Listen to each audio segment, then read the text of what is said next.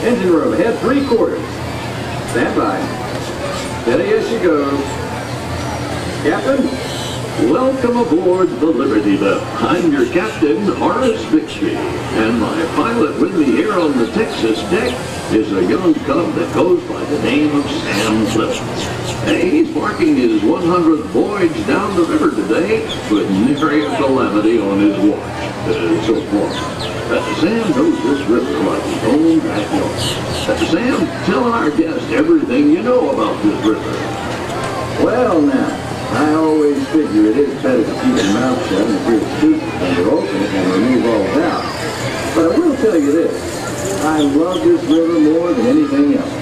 I've loved this river even from the time I was a toddler back in Missouri.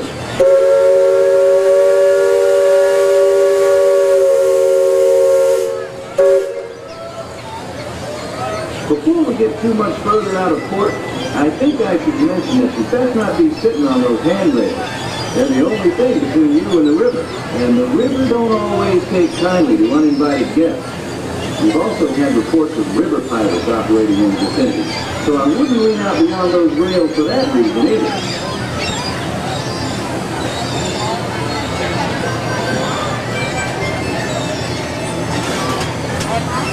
Now, for those of you on the port side, that river town we're passing is Frontierland. A few years back, it was no more than a boom town carved out of the wilderness by a handful of settlers looking to start a new life. Today, utility and decorum are running rampant. Oh, it still has its share of footloose trappers, keelboaters, prospectors, and Indians too, but mostly it's flush time and well on its way to becoming a fine big city. Most of the walkways are now made out of wood instead of mud. The Diamond Horseshoe Saloon now features a musical review along with its other delightful forms of entertainment. Frontierland reminds me some of my own hometown, Canada. It takes me back to when I was a barefoot boy growing up alongside the riverbank. You know, it seems to me that when I was younger, I could remember everything, whether it happened or not. But as I grow older, I seem to remember only the things that never happened at all. See that peak just beyond the outskirts of Frontierland? That's Chippapin Hill, or at least it used to be. Dam burst a few years back, and folks been calling it Splash Mountain ever since. Some have even taken a ride and hollered out logs over the big falls. Seems far-fetched, I know, but it's the truth. All my life, it seems I never could tell a lie that anybody would doubt, nor a truth that anybody would believe.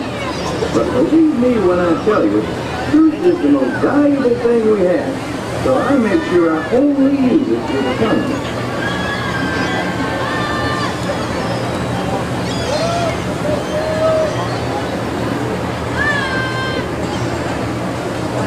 That island over across the way on the starboard side was my stomping grounds when I was young.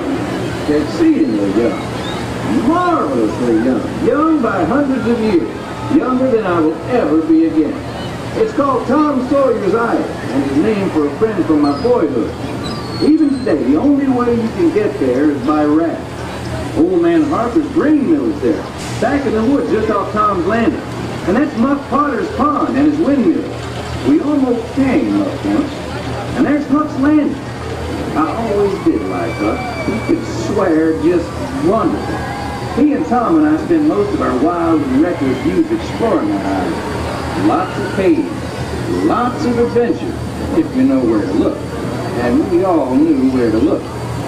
That's Superstition Bridge. It connects the Big Island to the Little one. And if you follow the Wilderness Trail there, it'll lead you right up to the gates of Fort Langhorne. It's the last trading outpost before we head into Indian country.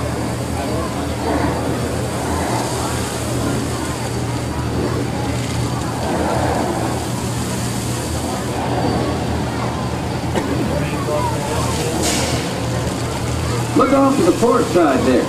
Every now and then, the water under that crest of rock comes to a natural boil and spurts out all over the place like a tea kettle left on the fire too long. The Indians around here used to tell me these geysers were actually unfriendly spirits, upset by uninvited trespassers traipsing all over their sacred hunting ground. Be that as it may, that big thunder mountain poking up in the sky over there. The Indians named it that because of the sound the falls used to make when the big rains came. Then the miners and prospectors and get-rich-quick speculators showed up, and the name stuck because of the sound of blasting powder going off every few minutes.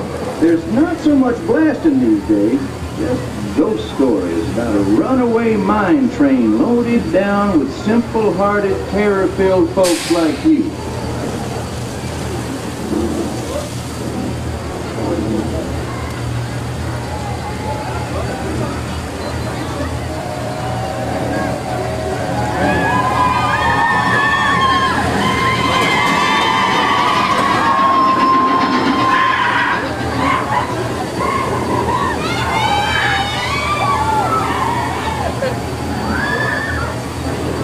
Captain, there's trouble off starboard deck.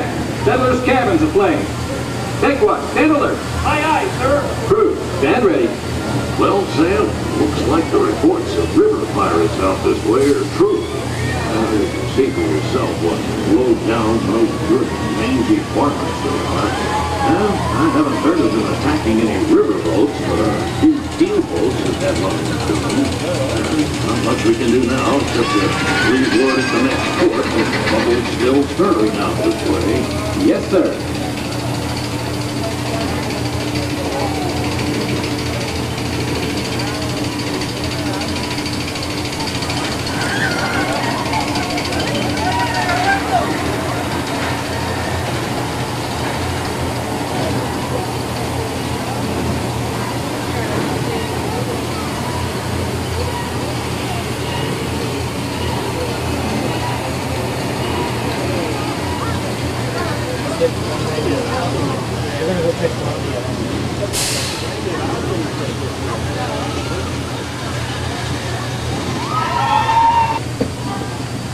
Well, I'll be.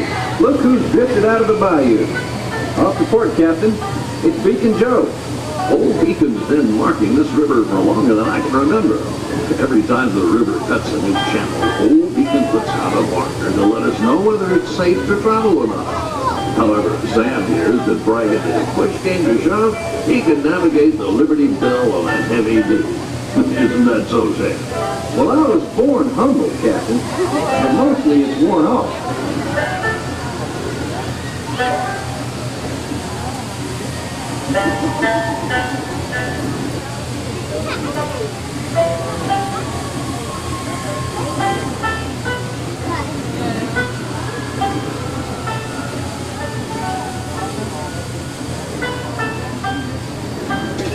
I've seen Seminole and Miami this far west, and of course Shoshone, Blackfeet, and Crow, but I've never seen how Rockland's out here.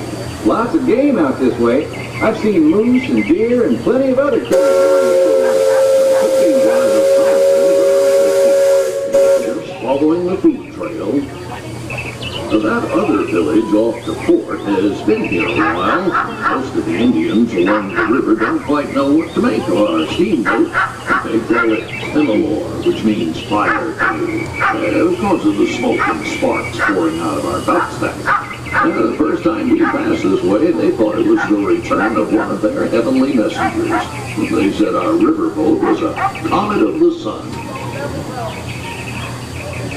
In the village, up that hill, is their sacred burial ground. Those who fall in battle are placed atop the traditional bed of death. After nightfall, they'll return to mourn the great warriors who brought honor to the tribe. Attention deck watch. Shoals to port and starboard. Engine room, steady on.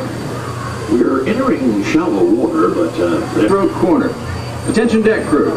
Stay alert. If there's river pirates out here, this is where they'll most likely be. Yeah, I can hear them from here.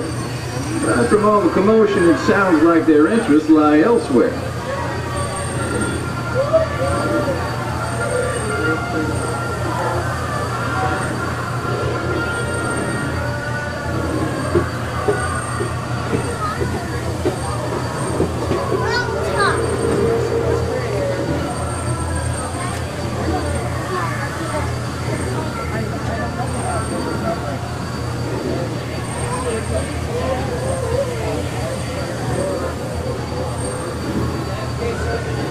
folks on deck look past the trees on the island, that's Fort Langhorne.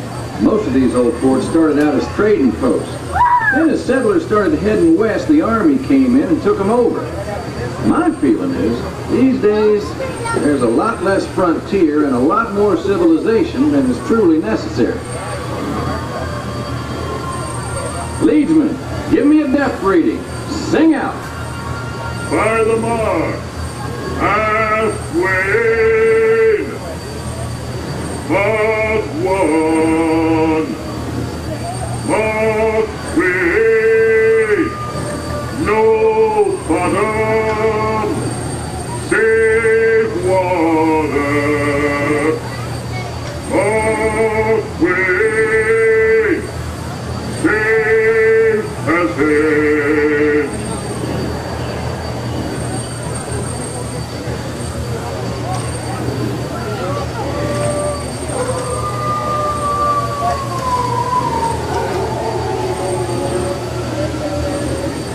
You see that brick mansion back over yonder there in the woods? I've heard folks hereabouts say it's haunted. They say it was built on sacred Indian burial ground, so now it's filled with spirits. If you ask me, I'd say the ones telling those tales are the ones filled with spirits. If you want proof, just ask them. They got it. About 100 proof, I reckon. And whatever you do, don't strike any matches if they aim to breathe in your direction. Or you won't just be seeing ghosts, you'll be joining them.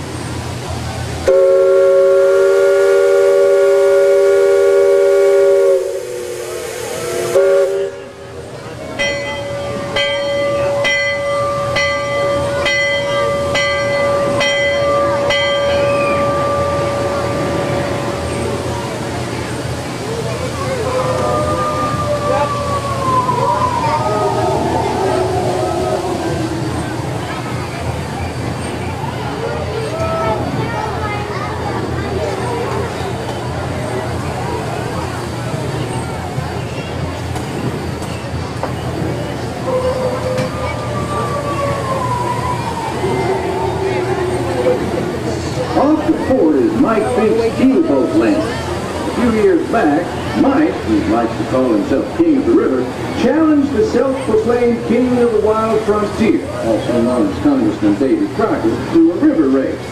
If you want to hear a short tale stretched long, take a keelboat ride with one of Mike's crew.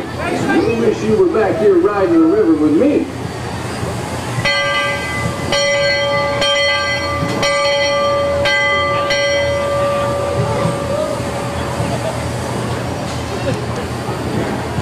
We're approaching Liberty Square, which is home port for us.